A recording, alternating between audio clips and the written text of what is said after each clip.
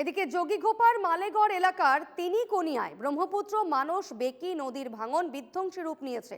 নদীর বুকে বিলীন হয়ে গেছে বহু ঘরবাড়ি। নদীর তীরবর্তী অঞ্চলে বসবাসকারী মানুষ দিশেহারা।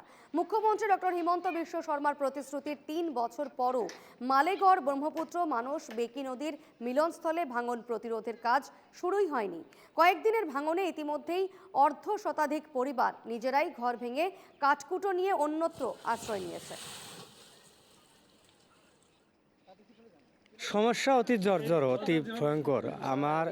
আমার এদিকে এইরকম হয়েছে, অবস্থা হয়েছে যে এখন আর কোন জায়গায় যে আমরা এই নিস্তারটা পাবো, আর কোন জায়গায় কোনো বিভাগীয় প্রশাসন, বিভাগীয় কর্তৃপক্ষ, কোনো ডিসি, এমএলএ বা সরকারের ফলের বা স্থানীয় পঞ্চায়েত প্রতিনিধি কোনো এখন তো নাই। পঞ্চায়েত প্রতিনিধি কেউ আসে কোনো ধরনের আমগোর সাথে যোগাযোগ করে না।